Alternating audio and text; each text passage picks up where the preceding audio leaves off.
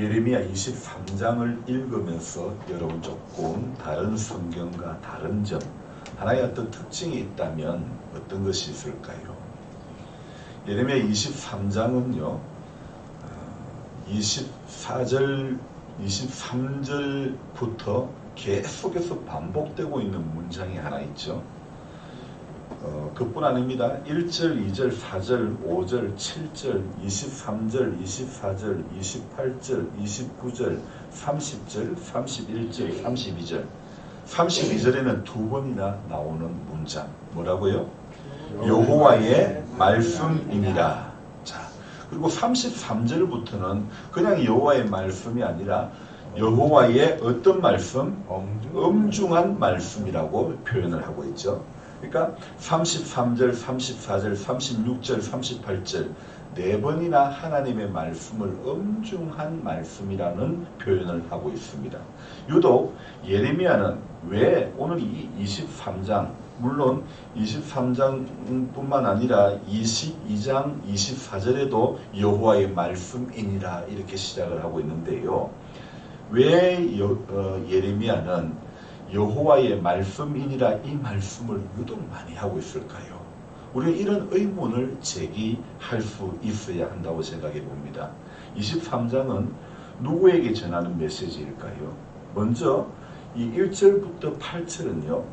양떼를 흩어지게 하는 목자에 대해서 말씀을 하고 있고, 그리고 9절부터는 선지자들에 대한 메시지가 기록이 되어 있는데, 여기서 말씀하는 선지자는 바로 거짓 선지자를 말하는 것입니다. 그래서 하나님께서는요 예레미야를 통해서 거짓 선지자들의 실체가 무엇인지 드러내고 있는데요. 오늘 23장에 말씀하고 있는 거짓 선지자들은 누구일까? 어떤 사람을 거짓 선지자라 이야기하냐면 하나님의 말씀보다 자기들의 꿈을 믿고 꿈에 본 것을 하나님의 계시라고 말하며 백성에게 전하는 사람들을 바로 거짓 선지자라 이야기합니다. 그래서 오늘 25절에 보면 한번 읽어보겠습니다. 내 이름으로 거짓을 예언하는 선지자들의 말에 내가 꿈을 꾸었다고 말하는 것을 내가 들었노라. 그래서 25절을 보니까 다른 번역본으로 보면 이렇게 되어 있습니다. 내 이름을 팔아 거짓말로 예언하는 자들이 있다. 이렇게 번역되어 있는 성경도 있습니다. 내가 꿈에 보았다. 내가 꿈에 계시를 받았다고 주장하는 말을 내가 들었다. 오늘 26절, 27절도 이 25절과 더불어 이 세 절의 말씀은 신비주의에 빠진 거짓 선지자, 거짓 예언자들에 대한 말씀을 하고 있는 거죠. 사람들이 왜 신비주의에 빠질까요? 결론은요. 신비주의에 빠지는 것은 결론은 말씀이 없기 때문에, 자 봅시다. 말씀이 없으니까 신비주의에 빠지는 거예요. 자기 안에 생명의 말씀이 없기 때문에 영적 허기와 갈증이라는 이름으로 그것을 채우기 위해 다니는 거예요. 지금 한국 교회에 사람들이 많이 모이는 집회가 과거에 비해는 거의 없지요. 있기는 한데 순수하게 말씀을 사모한다는 것보다는 우리 한국교회의 88, 90년대의 뜨거운 감자였던 할렐루야 기도원의 김 원장의 성령 치료와 같은 것을 예를 들 수 있는데, 물론 저도요 성령 사역을 부정하는 사람은 결코 아닙니다. 하지만 사람 많이 모여서 좋은 것이 무엇일까? 사람 많이 모여서 과연 무엇이 좋은 것일까? 우리 예수님 공생의 사역 가운데 병을 고치고 사람들이 몰려올 때면 어김없이 주님께서 취하신 행동은 한적한 곳으로 가신 주님을 기록하고 있지 않습니까? 예수님 당시부터 사람들은 기적의 현장을 쫓아다녔죠. 하지만 예수님의 가르침은 그분의 삶은 사람 몰려옴에 있지 않았다는 것입니다. 오직 사람 살리는 것이 예수님의 사역의 이유였죠. 근데 지금 사람들이 몰려가는 곳에 어떤 비밀이 있을까? 모르긴 해도 사람 많이 모여서 나중에 잘 되는 결론을 기대한다는 것은 참 쉬운 것은 아닌 것 같습니다. 무엇이든지 단위가 커지고 조직이 커지면 언제나 잡음이 생기기 마련입니다. 그래서 사람 많이 모이는 그곳을 찾을 것이 아니라 조용히 한 절의 말씀 앞에 서라고 부탁을 드리고 싶습니다. 자신 안에 생명의 말씀만 있으면 대단한 것 보지 않아도, 대단한 것 듣지 않아도 자기 안에 있는 말씀이 그 사람을 부유하게 해 주시는 줄로 믿습니다. 지금도 한국 교회 안에는 신비주의에 빠진 목회자와 성도들이 참 많습니다. 예언과 환상, 또 기도할 때 넘어지는 현상을 추종하면서 따라다니는 사람들이 아직도 있지요. 오늘 예레미야를 통해서 하시는 말씀, 여호와의 말씀이니라, 바로 이것이요. 여호와의 말씀이니라, 이 말씀 자체가 바로 예언 아닙니까? 기도받고 넘어지는 사람, 다치지 않게 사역을 보조한다면서 잡아주는 사람, 이불을 덮어주는 사람 등등 소리를 지르고 춤을 추고 하는 흔히 성령 사역이라고 말하고 하나님의 역사라고 포장한 왜곡된 신앙관을 가진 사람들이 너무 많다는 것이죠. 물론 제가 다시 한번 말씀드리는 것은 저도 성령 사역을 결코 부정하는 사람은 아닙니다. 하지만 성령 사역이라고 하는 이름 하에 왜곡된 신앙을 가진 사람들이 너무 많다는 것이죠. 바로 이게 문제라는 것이죠. 올해 초에 미국 한 대학교, 에즈버리 대학교에서 영적 부흥 운동이 일어났습니다. 그런데 그곳에서 어떤 사람이라도 예언을 하거나 환상을 보았다고 말하는 사람은 단 한 사람도 없었고, 기도해주는 사람도, 기도받았다는 사람도 없고, 또 기도받고 넘어지는 사람도 없었습니다. 찬양을 인도하는 사역자도 별따로 없었고, 설교하는 목사도 없었습니다. 조용히 기도하는 가운데 하나님의 임재를 경험하는 부흥이 일어났었죠. 몇 해 전 다니엘 기도회 강사로 나왔던 유엄률 목사님이 그 현장을 가서 영상을 촬영해서 올렸었는데요. 정말로 신비한 현상이었죠. 하나님의 역사였고 하나님의 임재 가운데 깊이 들어가는 시간이었고, 이 에즈버리 대학교에서 일어난 각성 운동은요, 전 세계적으로 소개가 되었죠. 그 영적 대부흥이 대단한 사역자, 어떤 예전에 김계호 원장 같은 그런 사람, 조영기 목사와 같은 대단한 목회자가 있어서 그런 역사가 일어난 것이 아닙니다. 요즘 사람들이 좀 모인다는 어떤 여자 목사와 같은 그런 사람이 있어서 그런 부흥이 일어난 게 결코 아닙니다. 체포를 마치고 학생들이 자연스럽게 기도하는 것이 기도했는데, 그 기도하는 가운데 하나님의 임재가 그 대학 가운데 임했던 것입니다. 신비한 것을 찾아다니는 시대는 지났습니다. 말씀을 찾아다니는 시대도 지났습니다.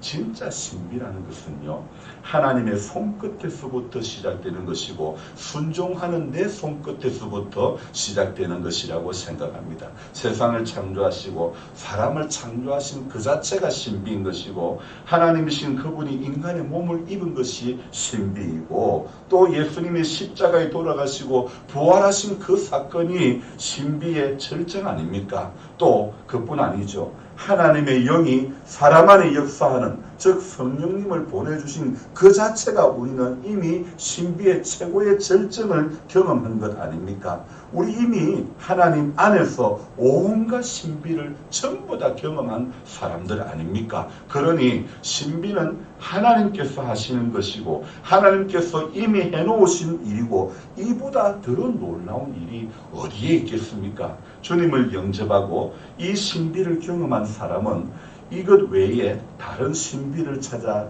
기대하며 유명한 목회자를 찾아 다니는 일, 기도받으러 다니는 일, 사람 많이 모이는 어떤 집회, 이런 일을 저는 멈춰야 된다고 생각해 봅니다. 오직 우리는요, 성경으로 돌아가야 되는 겁니다. 말씀으로 돌아가야 됩니다. 예레미야가 뭐라고 말합니까? 오늘 수도 없이 여호와의 말씀이니라, 여호와의 말씀이니라, 하나님의 엄중한 말씀이라고 이야기하고 있지 않습니까? 오늘 28절로 가보면요, 여호와의 말씀이니라, 꿈을 꾼 선지자는 꿈을 말할 것이요 내 말을 받은 자는 성실함으로 내 말을 말할 것이라. 그 겨가 어찌 알고까 같겠느냐. 저는 오늘 28절을 깊이 묵상을 해보면서 이 28절에는요 이런 두 종류의 두 성향의 서로 다른 사람을 말씀하고 있는데요. 하나는 어떤 사람요? 꿈을 꾼 선지자. 또 다른 하나는요 어떤 사람요? 내 말을 받은 자. 여러분 꿈을 꾼 선지자는 뭘 말한다고요? 꿈을 말한다고 했고 내 말을 받은 자는 뭘 한다고요? 성실함으로 내 말을 말할 것이라. 그렇게 이야기하고 있죠. 여러분에게 질문 드리고 싶습니다. 여러분 꿈을 말하는 자가 되고 싶습니까? 아니면 성실함으로 내 말을 말하는 자가 되고 싶습니까? 다른 말로 성실함으로 하나님의 말씀을 전하는 사람이고 싶습니까? 오늘 23장이 본문의 말씀이 내리는 결론이 무엇이라고 생각합니까? 27절에 서로 다른 꿈을 말하니 그 생각인즉 그들의 조상들이 바알로 말미암아 내 이름을 잊어버린 것 같이 내 백성으로 내 이름을 잊게 하려 함이로다. 왜요? 서로 꿈꾼 것을 말하다 보니 어떤 결론? 바알로 말미암아 내 이름을 잊어버린 것 같이 내 백성으로 내 이름을 잊게 하려 함이다. 자, 25절에도요. 내가 꿈을 꾸었다고 반복해서 꿈을 꾸었다고 말하는 이 사람들이 누구라고요? 하나님의 이름을 팔아 거짓 예언하는 사람들 말하는 것입니다. 거짓 선지자들을 가리키는 것입니다. 오늘 28절의 이 말씀의 그 결론은 무엇입니까? 끝에 뭐라고 되어 있습니까? 겨가 어찌 알고까 같겠느냐. 유다 백성들이 거짓 예언자들을 따르며 예레미야를 비웃고 예레미야를 완전히 찐따시킬 때에 예레미야의 마음이 어땠을까요? 너무 고독하고 너무 외롭고 누구라도 이런 상황을 맞닥뜨린다면 마음이 위축되는 것은 당연하지 않겠습니까? 그런데 하나님께서는요 이런 예레미야의 마음을 다 알고 계시는 거예요. 그래서 예레미야 28절 23장 28절 끝에 예레미야에게 위로의 말씀을 주는데 겨가 어찌 알고까 같겠느냐. 겨가 어찌 알고까 같겠느냐.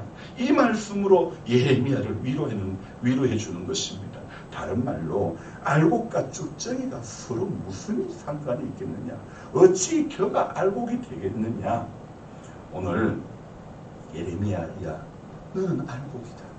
너는 겨와 다르다. 이렇게 위로를 해주시는 거 아닙니까? 마태복음 3장 12절에 이런 말씀이 있습니다. 손에 키를 들고 자기의 타작마당을 정하게 하사 알곡은 모아 곳간에 들이고 쭉정이는 꺼지지 않는 불에 태우시리라. 누가 하신 말씀입니까? 이 말씀은요 예수님의 말씀이 아니고 예수님이 세례받기 전에 세례 요한이 이 말을 한 거예요. 마태복음 3장과 누가복음 3장에서 예수님이 요한에게서 세례를 받기 전에 세례 요한이 이 말씀을 한 거예요. 그래서 마태복음 3장 11절에 나는 너희로 회개하게 하기 위하여 물로 세례를 베풀거니와 내 뒤에 오시는 이는 나보다 능력이 많으시니 나는 그의 신을 들기도 감당하지 못하겠노라. 그는 성령과 불로 너희에게 세례를 베푸실 것이요. 바로 이 말씀 다음에 요한이 알곡과 쭉정이 이야기를 하는 거죠. 예수님은 여기에서 말고 쭉정이를 뽑지 말고 마지막 때까지 기다리라. 그냥 두라고 말씀했죠. 왜요? 쭉정이를 뽑으려고 하다가 알곡이 같이 다칠까 염려가 된다. 그렇게 말씀하셨죠. 지금 예레미야의 상황이 몰골이 말이 아니어도 예레미야는 알곡이라는 것입니다. 알곡은 마지막 날에 곳간에 모아 드리게 되는 줄로 믿습니다. 반면 거짓 선지자들의 쭉정이들의 운명은 어떻게 되느냐. 30절부터 32절에 잘 나옵니다. 우리는 이 30절부터 32절의 말씀을 이렇게 주의하며 기울이면서 우리 쭉정이 성도가 되지 않기 위해서 이 말씀을 같이 한번 읽어보겠습니다. 여호와의 말씀이라. 그러므로 보라 서로 내 말을 도둑질하는 선지자들을 내가 치리라. 여호와의 말씀이라. 보라 그들이 혀를 놀려 여호와가 말씀하셨다 하는 선지자들을 내가 치리라. 여호와의 말씀이니라. 보라, 거짓 꿈을 예언하며 이르며 거짓과 헛된 자만으로 내 백성을 미혹하게 하는 자를 내가 치리라. 내가 그들을 보내지 아니하였으며 명령하지 아니하였나니 그들은 이 백성에게 아무 유익이 없느니라. 여호와의 말씀이니라. 30절부터 32절까지 네 번이나 하나님의 말씀이다, 여호와의 말씀이니라, 이렇게 하나님께서 말씀하시면서 뭐라고요? 내 말을 도둑질하는 선지자를 내가 치리라. 또 그들이 혀를 놀려 여호와가 말씀하셨다 하는 선지자를 내가 치리라. 32절에도요. 내 백성을 미혹하게 하는 자를 내가 치리라. 무엇으로요? 거짓 꿈을 예언하며 이르며 거짓과 헛된 자만으로 내 백성을 미혹하게 하는 자를 내가 치겠다. 내가 그들을 보내지 아니했고 명령하지 아니했다. 그들은 이미 그들은 이 백성에게 아무 유익이 없다. 누구의 말이라고요? 여호와의 말씀이니라. 자, 오늘 거짓 선지자들의 쭉정이들의 운명이 분명히 기록하고 있죠. 하나님 치시겠다고 말씀하고 있죠. 세 번 계속해서 치시겠다고 말씀하시고, 이거는 여호와의 말씀이니라 네 번이나 말씀하고 있죠. 왜요? 그들은 하나님의 말씀보다 신비주의를 따르고 신비주의를 전파했기 때문에 33절에 하나님의 말씀을 어떻게 또 여겼다고요? 엄중한 여호와의 말씀을, 엄중한 말씀이 무엇인가 묻거든 너는 그들에게 대답하기를 엄중한 말씀이 무엇이냐 묻느냐. 여호와의 말씀에 내가 너희를 버리리라 하셨고, 사실 이 거짓 선지자들은 하나님의 말씀을 엄중한 말씀, 다른 말로 하면 부담스럽게 짐스러운 말씀으로, 왜 말씀을, 하나님의 말씀을 짐스럽고 부담스럽게 생각했을까요? 이것은요, 하나님의 말씀은 오늘 23절에 보세요. 여호와의 말씀이니라. 나는 가까운 데 있는 하나님이요 먼 데 있는 하나님은 아니냐.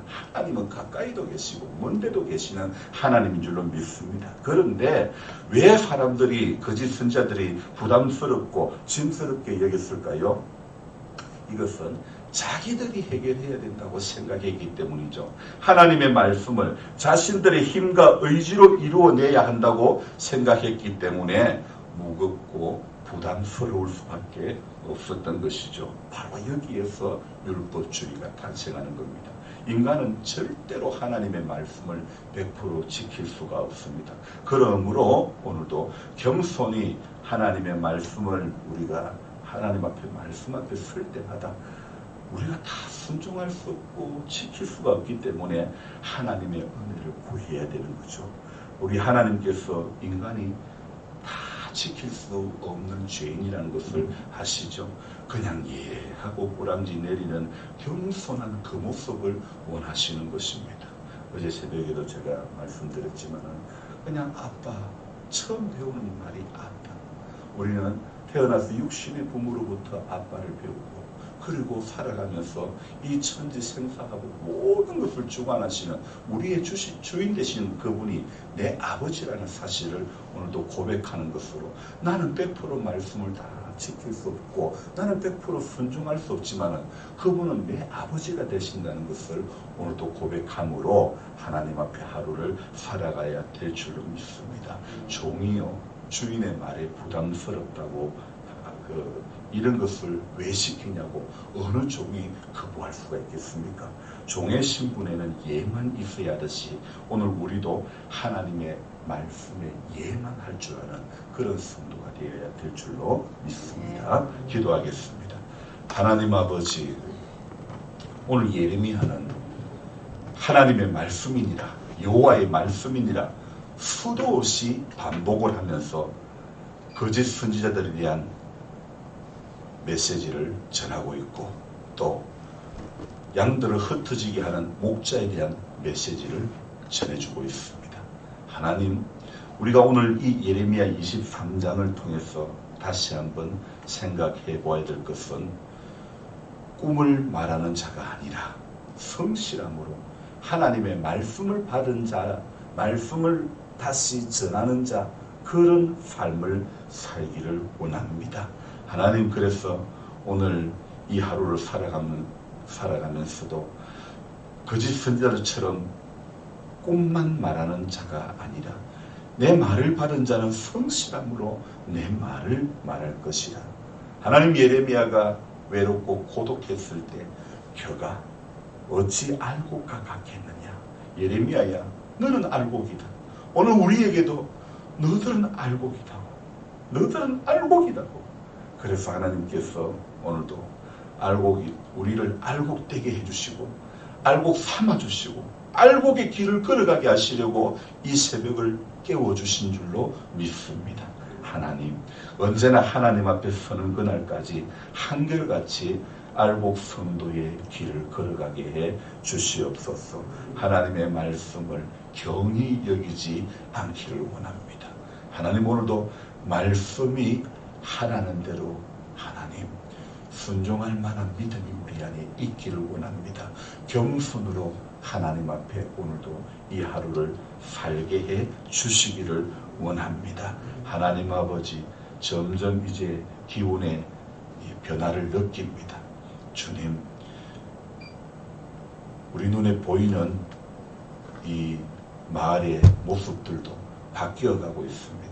점점 초록의 물결이 이제는 사라지게 되고 붉은 물결, 이 누런 황토 빛으로 점점 색깔을 바꾸어 가게 될 터인데, 하나님, 결실을 맺어가는 이때에 하나님 앞에서 우리도 영적인 결실을 맺어가는 성도가 되게 해 주시옵소서. 알곡으로 잘 익어가는 성도가 되게 해 주시옵소서. 존귀하신 예수님의 이름으로 감사하며 기도드리옵나이다. 아멘. 간절한 마음으로 주여 부르고 기도합니다. 주여! 주여! 주여! 좋으신 하나님, 우리 새벽을 또 깨워주셔서 감사합니다. 하나님